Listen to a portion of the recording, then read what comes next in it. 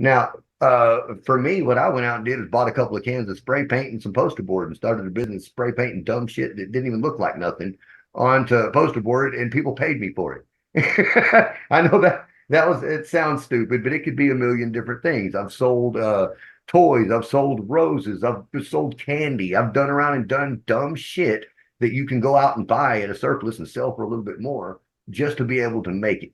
Right? There are always ways. I got $2,000 worth of Blinky toys sitting in storage right now that I don't have someone to go open up a shop on the weekend. I used to have a guy that would do a little tent on the weekends on a couple of spots. I know you've seen them all throughout town on the weekend. Somebody will have a canopy in a parking lot where they're selling stuff, right?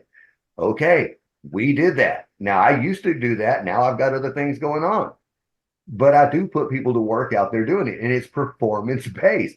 Why is that? Because I don't make money unless we sell something. That's it. So it inclines someone to go out there and try to sell something instead of sitting on their stool playing Pokemon Go or whatever the fuck it is they're doing.